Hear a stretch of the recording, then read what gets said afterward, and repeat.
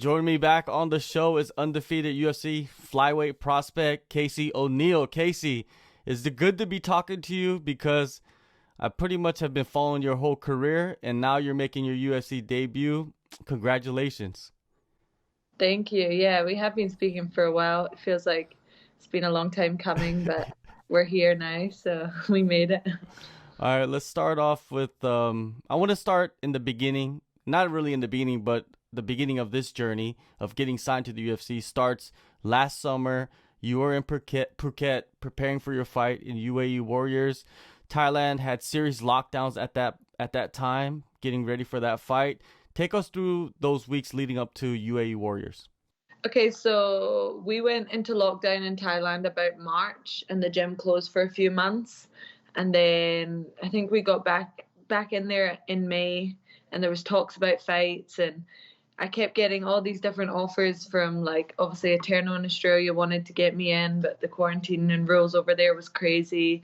One championship, and I spoke a little bit. One championship were offering me fights at 52, hydrated, which was just not going to happen ever in my life. And then I was just sitting there like, what can I do? Like, there's no fights. I can't find anything. And Danny came to me and said, there's a fight card in Dubai that wants to have you on. Here's the date. The only issue is you leave, you can't come back. So that was a thing that I had to consider. You know, I had been living in Thailand for 3 years. All my stuff was there. And I was like, do I do this whole move again? I've just done it 3 years ago, like, to move somewhere else. But I decided, like, I couldn't sit on the sidelines. So we went and had that fight. I went with Loma, my teammate, to the UFC Fight Island straight after that and came to Vegas just sort of on a whim. I didn't really know anybody here, and I didn't really know what I was going to do when I got here. I was just going to make it work. And then within a couple of weeks of being here, I actually got a phone call to step in on short notice against Lauren Murphy on Fight Island. And I had to leave the next day. So I was like, yeah, I'm down. Like, finally, this is my dream come true. And then I tested positive for COVID that day. And I was like, what? Like, I had no idea that I had COVID. I didn't have any symptoms. I didn't feel sick at all. So that was, like, devastating. I thought that I'd lost my, like, UFC opportunity. But then Mick decided, like, hey, we're just going to give you a contract anyway, and you need to heal up and we'll get you in there. So he actually ended up booking me pretty much that week for this fight coming in February. So I've known about this fight for a long time, like almost too long. But now we're 3 weeks out and we're really close. So I'm getting pretty excited now. Definitely. Well, before we talk more about the fight, I wanted to go back to Abu Dhabi because it's very rare for a fighter before they get into the UFC to be over in Fight Island. You got to experience it after your UAE Warriors fight. How was the island for you? I mean, it was really cool. I've never experienced anything like that. Obviously, nobody has. So, like, a whole island that's shut down, just letting specific people in to run the event, that was super professional. The most, like, professional thing I've ever been a part of, seeing how they ran it and everything. And the hotel there, the W Hotel, is so nice. They were so accommodating to all the fighters. And then just watching, like, them make everything work through, like, Loma, like getting up at midnight, training, having her fight at like 4 a.m. It was a crazy experience for sure. And it definitely made me feel a little bit more comfortable about getting in there myself. Once you've been there, I feel like the, like, facade of it being big and scary is sort of like not real. You get in there and you realize, oh, it's just the same as regular shows but on a higher level, so with better fighters. You're on the island. You weren't signed yet, so you must have been networking a little bit, right? Kind of get your Yeah. face out there, try to get in front of like Mick and even the other matchmaker. Did you get to talk with them before you actually went to Vegas and got signed? Yeah, I forced myself on Mick every day. I was sharing room with my manager Danny, and he's good friends with Mick, obviously. So anytime that they went to have lunch, I was like, I'm coming, and I just went and I just sat at the table and just made sure that my face was, like, known. And obviously he'd known about my fight and congratulated me on my fight, and I told him my plans. I said, I'm coming to Vegas. I'm not leaving until you give me that contract. So you know where to find me. Make sure that you call me when you need me. And it came faster than we expected. But yeah, I definitely made sure that I was in his face the whole time. Yeah, being an international fighter and you being able to get a fight in Abu Dhabi and then you go to Vegas to train to be ready for the UFC, it just shows you how important having a manager is now in this climate of the world in MMA, right? So yeah, so my dad was my manager when I was in Australia, and he had all the connections there. So it worked out really well for me, and I always thought that I would go the whole way with my dad as my manager. But when I moved to Thailand, not even being in the same country as my dad, it actually got a little bit harder, like communication wise. Obviously, he's a really busy guy. He runs MMA promotion in Australia, and he has a couple of other things going. So I was struggling with that a little bit. And my coaches, George and Frank Hickman, are really fond of Danny. So they ended up, convincing me that maybe I should just give it a shot. That Danny would be my best bet. So I gave it a go, and Danny got me pretty far. So I'm pretty glad that I went with Danny. Definitely, definitely. Well, you get to Vegas, you're in the fight capital of the world. Has adjusting to the environment there been difficult for you? It was hard when I first got here coming from Abu Dhabi because it was a complete time shift. Also, the weather here is really different. It's super cold and dry, whereas I'm used to like Thailand's heat and humidity. So I've been hating the cold. My tan is gone. I'm the whitest I've ever been.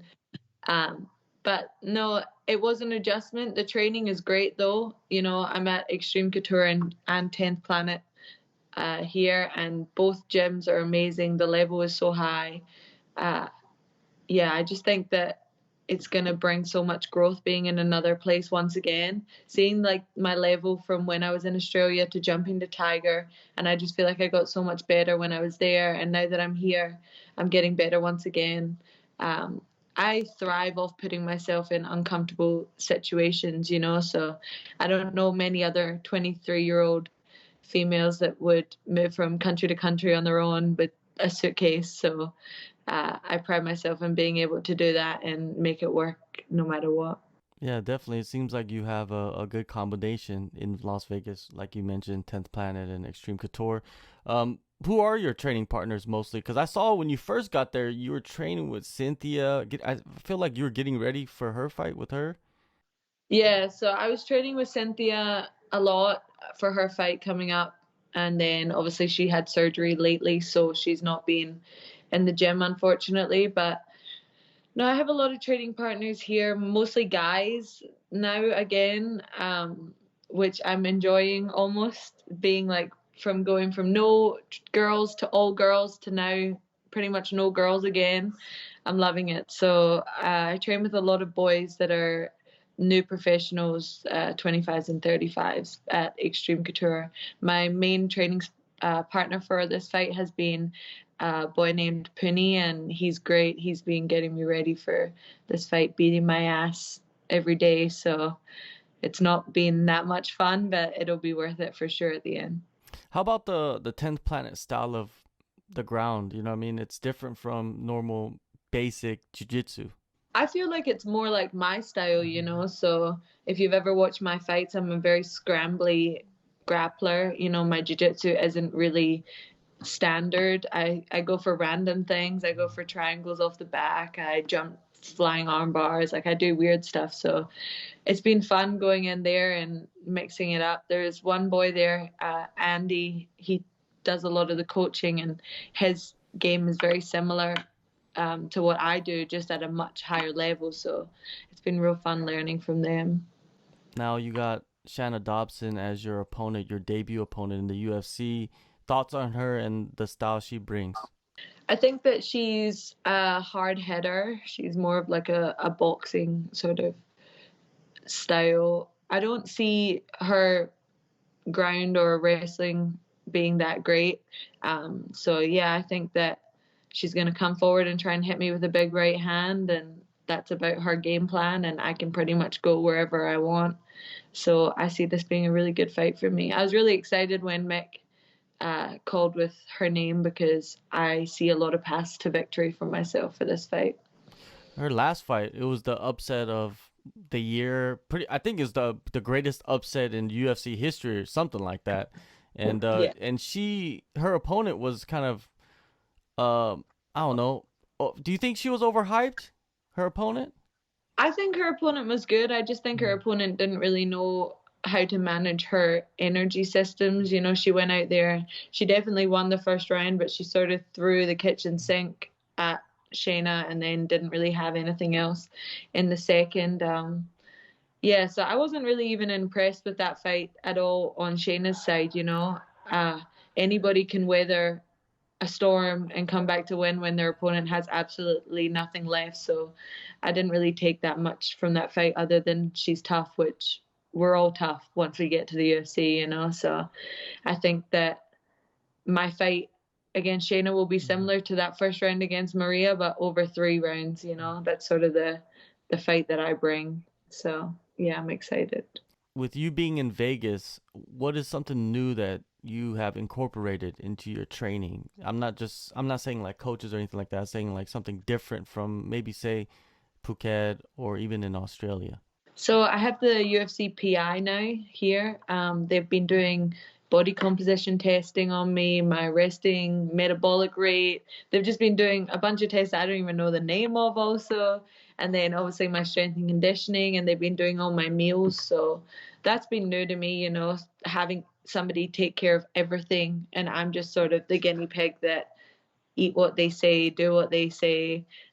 So yeah, that's been fun to give the reins to someone else. It's taken a lot of the stress off of everything, and yeah, it's been really good. I think that anybody who's signed with the UFC and isn't in Vegas is crazy because the facility that they have built at the PI is amazing. You know, you can get everything that you need there. Recovery, massages, they've got ice baths and saunas, strength and conditioning, nutritionists that are like next level, and then a whole gym upstairs. So yeah, I think that's been a game changer for me, and it's definitely made me consider staying here long term for sure. One thing or a couple things that I know about you just from speaking with you the past couple of years is that you're very driven, ambitious. And when you look at your run in the UFC, do you want to get pushed into the big names? Because it seems like you do, because you're going to take the fight against Lauren Murphy. Yeah, I don't care what name they put in front of me. I'll show up to fight. The only thing that matters to me is getting 3 or 4 fights a year, you know. So I spoke to you on my frustrations before about not being able to get opponents and stuff like that. So now that I'm here, the most important thing is just getting those 3 or 4 fights a year. Could be against uh, somebody who's not ranked or somebody who's ranked. It doesn't matter to me, you know. So yeah, they can push me or they can give me the slow burn. Just give me a lot of fights and I'll be happy. I don't mind. Stack up that experience, right? And Yeah. do you know, you're fighting in Las Vegas, but do you want to go back to Fight Island? Because Fight Island is a long flight, but you get to fight in front of fans, so there's a good side to it too. Yeah, I mean, I would love to fight on Fight Island, you know, just like I said, I was there, I experienced it, and I would love to go back and experience it again as someone who was fighting there. But there is it is nicer to be able to fight here in Vegas. You know, there's no travel added to fight week, and you're sort of comfortable with your surroundings. I'm in the facility where I'm going to be fighting every single day, so it almost takes nerves out of it as well, you know. So yeah, I'm feeling pretty comfortable about having the fight in Vegas, and if they have another Abu Dhabi, I'd love to get on there. I know that that will bring a lot more exposure as well. So yeah, for sure, I'd get on there. Yeah, and it's also probably better for people in Australia if they're watching, right? The time difference. Yeah, yeah. I mean, the max card and the Wednesday card were like 9 a.m. in the morning in Vegas, so I feel like that was good timing for Australia as Yeah, well. it is. So yeah, wasn't great timing for us, but it's all good. Yeah. Now you understand how everybody else feels, in North Yeah. America. For yourself, do you feel like right now this is kind of a permanent thing, you being in Las Vegas until everything just opens back up? Because do you plan on going back to Tiger, or are you just gonna stay in Vegas? Yeah, I mean, I do plan on going back. I don't plan on going back whilst these quarantine rules and COVID restrictions are in place.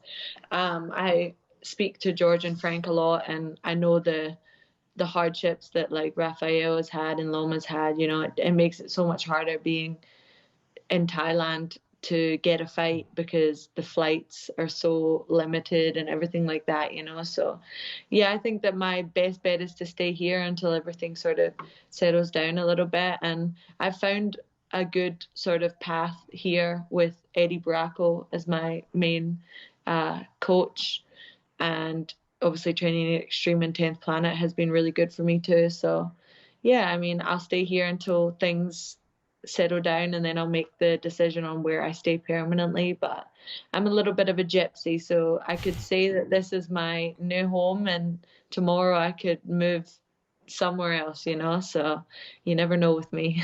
Yeah, definitely. Well, most likely, if you do move somewhere else, it'd be somewhere you could get a tan again, right? Oh my God, yes. I'm moving to another cold place again. All right, now how do you envision your pro UFC debut going? How do you see yourself? Do you see yourself finishing this fight? Yeah, I mean, I'm a finisher. I always see myself finishing fights, and I think that my last fight proved how much I have improved, you know, at my finishing mechanisms per se. So I see myself getting a submission in the second round in this fight. Um, but I would be happy to go 3 rounds and get that UFC cage time in, or I'd be happy to knock her out in 10 seconds as well, you know, and just take the money and run. So any way that it goes down, I'm ready for. Do you enjoy pounding someone out more than, let's say, taking their neck? Yeah, I would rather punch someone in the face than choke them out any day, unless they went to sleep. I haven't done that yet, so that would be cool. All right, all right. Well, February 20th, you get to make that walk for the first time, Casey. Thank you so much, and all the best to you in your future career with the UFC. Thank you. I'm sure we'll speak again after. Thanks for having me. Stick a move in the ring. You can hit me with a word you feel.